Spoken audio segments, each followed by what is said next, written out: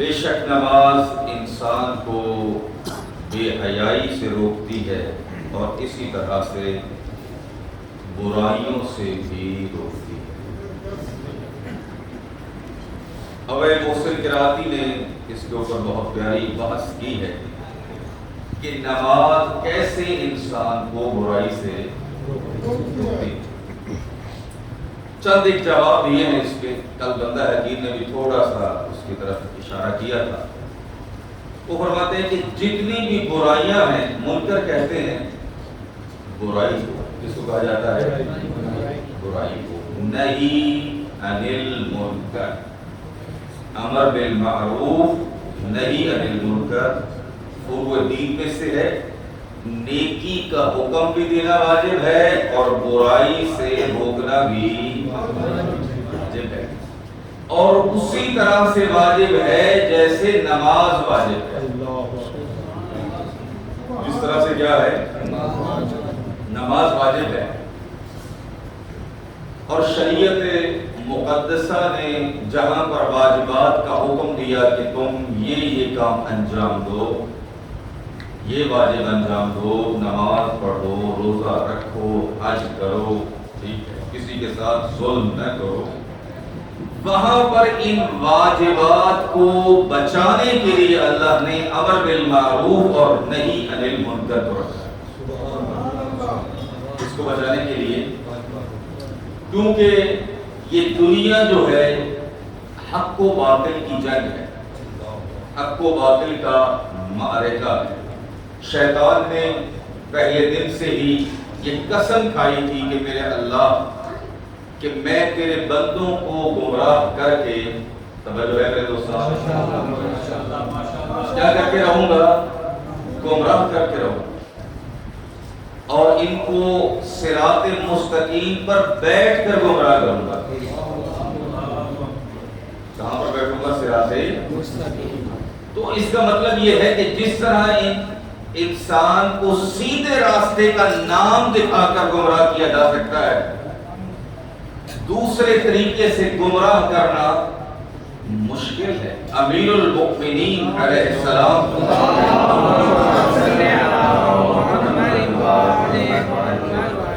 مولا فرماتے ہیں اگر باطل سیدھا ہو کر سامنے آتا تو اس کے پیچھے لگتا کون؟ اگر توجہ ہے میرے بزرگان، اگر باطل سیدھا ہو کر بالکل سامنے آ کے کہتا کہ کیا کہتے یہ کام کرو، تو اس کے پیچھے لگتا کون؟ تو لا حالا باطل نے حق کا سہارا لیا، باطل نے کیا لیا؟ حق کا سہارا لیا۔ اور شبہ کو شبہ اس وجہ سے کہا جاتا ہے کیونکہ ہوتا باطل ہے، وہ ملتا حق سے ہے، تھوڑا بہت حق سے اس کا تھوڑا بہت کیا ہوتا ہے؟ محسوس ہوتا ہے، کیونکہ حق و باطل، مولا فرماتے ہیں نہج البلاغہ میں کہ جو فتنے شروع ہوتے ہیں کچھ حق سے لیا جاتا ہے، کچھ باطل سے لیا جاتا ہے، دونوں کو ملا کر فتنہ برپا کیا جاتا ہے۔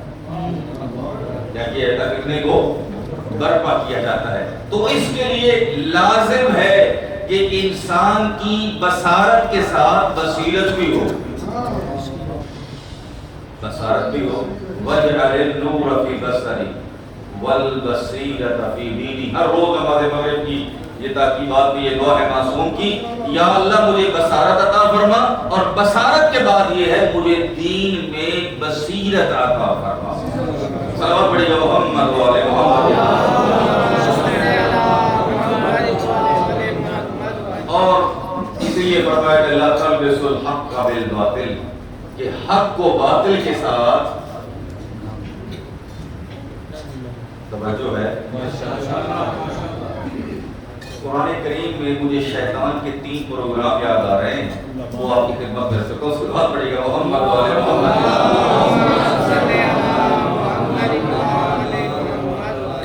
فرمایا کہ سورہ بقرہ میں ارشاد ہوتا ہے شیطان کے 3 بڑے پروگرام۔ یامرکم بالسوء، سب سے پہلے تم کو چھوٹی چھوٹی برائیوں کے اوپر لگائے گا، قدم بقدم، ٹھیک ہے۔ پھر فرمایا کیا؟ والفحشاء، پھر بے حیائی کے اوپر لے کے جائے گا۔ کس کے اوپر لے کر جائے گا؟ یعنی پہلا قدم تھوڑی سی برائی، پھر اس کے بعد فحشاء، بے حیائی، اور پھر وَأَن تَقُولُوا عَلَى اللَّهِ مَا لَا تَعْلَمُونَ، پھر اللہ پر وہ بولے گا جس کا علم ہی نہیں، پھر اللہ پر کیا بولے گا جس کا علم ہی نہیں ہے، جس کو دوسرے لفظوں میں بدعت کہا جاتا ہے، دین گزاری۔ توجہ ہے میرے دوستان، یہ وَلَا تَتَّبِعُوا خُطُوَاتِ الشَّيْطَانِ، فرمایا کہ شیطان کے قدموں پر نہ چلو۔ قرآن کریم یہ بتلا رہا ہے کہ شیطان ایک ہی دم تم کو جہنم میں نہیں لے کے جائے گا، آہستہ آہستہ لے کر جائے گا۔ کیا لے کے جائے گا؟ آہستہ آہستہ لے کے جائے گا۔ پہلے چھوٹے قدم، پہلے ایک دن ایک نماز مس ہوئی، پھر دوسرے دن دوسری، پھر تیسرے دن تیسری، یہ فائدہ تو ہوتا کوئی فائدہ یہی نہیں ہے کہ تو کیا کہتے ہیں اپنی فطرت کے اوپر باقی، اپنی فطرت کے اوپر باقی ہے کہ اللہ نے تجھ کو جس فطرت کے اوپر پیدا کیا ہے، کل مولود یولد علی فطرت الاسلام، اللہ نے انسان کو اطاعت کی فطرت کے اوپر پیدا کیا ہے، انسان نیکی کے اوپر پیدا ہوا ہے۔ اگر انسان ہے وہ خالق کو نہیں چھوڑ سکتا، اگر انسان ہے تو وہ خالق کو، وہ مالک کو چھوڑ سکتا ہے؟ اگر کسی کا تھوڑا سا احسان ہو تو کہتے یار تم شرم نہیں آتی، تو فلانا احسان ہی بلا تھا یار، فلاں ٹائم تیرے کام آیا تھی، مجھ کو بتلا تو صحیح کون سی تیری مشکل تھی جو اللہ نے حل نہیں کی۔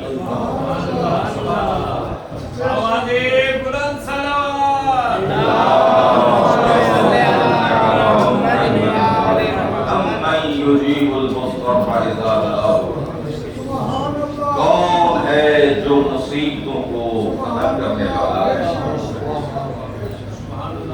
یا فارج الغم، یا کاشف الغم، اے غموں کو دور کرنے والے، اے پریشانیوں کو دور کرنے والے، کون ہے جو تیرے علاوہ؟ اے اللہ فقط تیری ہی ذات ہے جو پریشانیوں کو دور کرنے والی ہے۔ تو امر بالمعروف اور نہی عن المنکر کے بارے میں مولا کی جو آخری وصیت ہے اسی کا ایک جملہ کی خدمت کروں۔ یہ امر بالمعروف میں، البتہ امر بالمعروف اور نہی عن المنکر کا طریقہ کار ہونا چاہیے، ادعو الی سبیل ربک بالحکمت والموعظۃ الحسنہ، فرمایا کہ حکمت اور فرمایا کہ دانائی کے ساتھ بلاؤ اپنے پروردگار کی طرف، بالحکمت والموعظۃ الحسنہ، اور بہترین وعظ و نصیحت کے ساتھ۔ کیا کہتے ہیں بولو یہ یاد آ رہا جملہ؟ یہ جو وعظ لفظ ہے اگر غلط نہ کروں، جیسے سوئی میں دھاگا ڈال کر کپڑا سیا جاتا ہے، استاد آیت اللہ جوادی عملی فرما رہے تھے، کہتے جیسے دھاگا اس کے کیا کہتے ہیں آپ کپڑے کو سیتے ہیں، اس کو لفظ وعظہ استعمال ہوتا ہے۔ آپ طریقے کے ساتھ، پیار کے ساتھ، محبت کے ساتھ اس کو اللہ کی محبت میں پرو گے۔ بہت بڑے محمد و آل محمد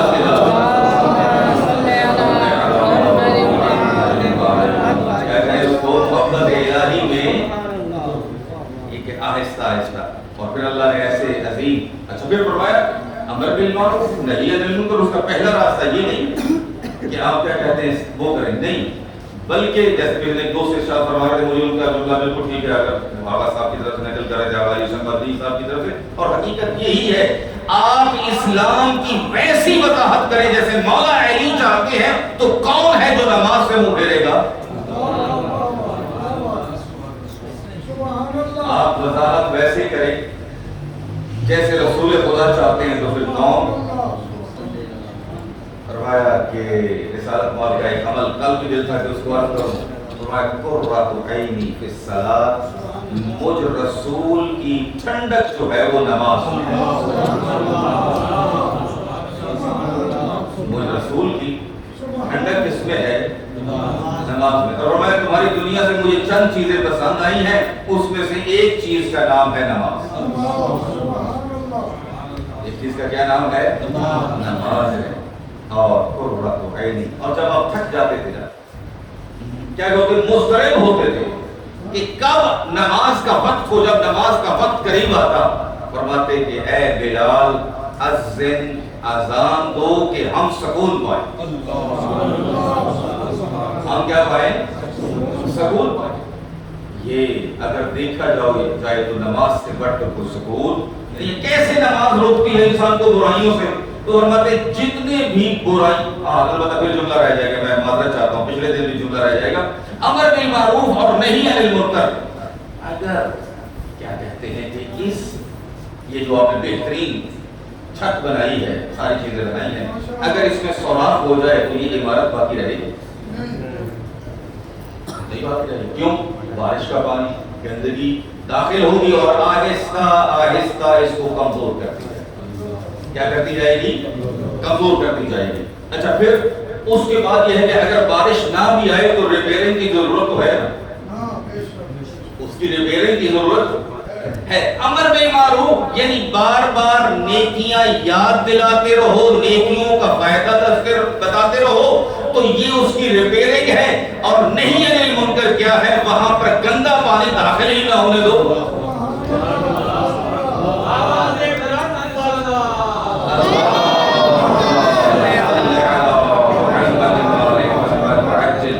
میرے ساتھ اور خدا درجہ بلند فرمائے. بار ان کی مثالیں تو بار کمال کی. وہ فرماتے تھے موذی بیماری سے ہر کوئی بھاگتا ہے. بھیڑی بیماری ہو گئی، طاعون بھی ہو گئے، کیا کہتے ہیں کرونا کو آپ یاد ہے ماشاءاللہ، ہاتھ بھی نہیں ملاتے تھے، ایسے تھا یا نہیں تھا؟ ٹھیک ہے بھائی یار کہتے جان کا خطرہ، کہیں ایسا نہ ہو کہ ہماری بھی جان کیا ہے کرونا لگے اور ہماری جان چلی جائے. ٹھیک ہے تو اس کا مطلب جو بیماری آگے بڑھ سکتی ہے، سرایت کر سکتی ہے، جان کا خطرہ ہو تو وہاں پر انسان کو وہاں سے دور رہنا چاہیے. تو ایسی برائیاں جہاں پر ایمان کا خطرہ ہو اس سے بھی ہاتھ نہ ملائیے.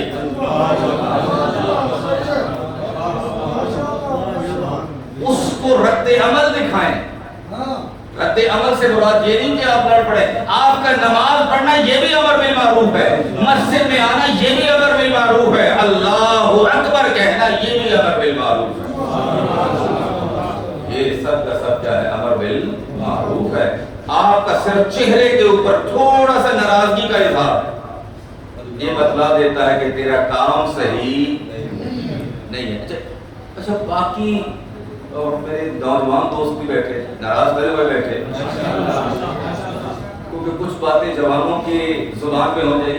پکنک پہ جانا ہو تو آپ راضی کر لیتے ہیں، نماز پہ لانا ہو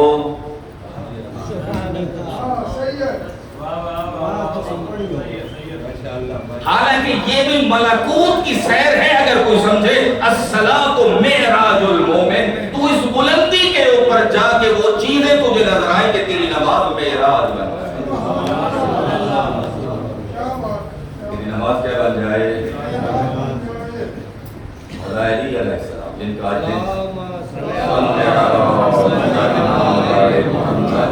اگر وقت تمام ہو گئے، میں سادات کے چہرے بھی دیکھ رہا ہوں، میرے ساتھ وقت تمام ہو گیا.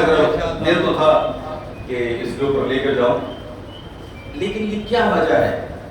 پھر مجھے استاد مرحوم کی مثال یاد آ رہی ہے. خدا ان کے طرح جا وہ کہتے ہیں نشئی ہوتے ہیں نا، وہ یار پی کے تو دیکھ، کل تو آپ بھی خرید لیں. ایسے ایک چھوٹا لا کے تو دیکھ. تو ہم بھی یہ کہتے ہیں خالق کی عبادت کا مزہ چکھ کے تو دیکھ. اور یہی وجہ ہے کہ آپ کے امام معصوم جب دعا کرتے ہیں تو بارگاہ الہی دعا کرتے ہیں اے میرے اللہ اپنی یاد اور ذکر کی مٹھاس کی لذت کو چکھا. بلکہ اس سے بھی آگے جملہ ہے اپنے یاد کی مٹھاس کی ٹھنڈک کا ذائقہ عطا فرما.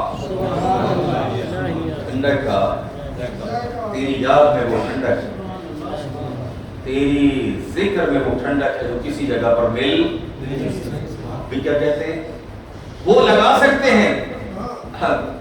میں تھوڑی جی گل یاد آ گئی. کئی بندے اگر ابا جی غریب ہونا تو کہتے شرمادی میرے ابا جی ہیں.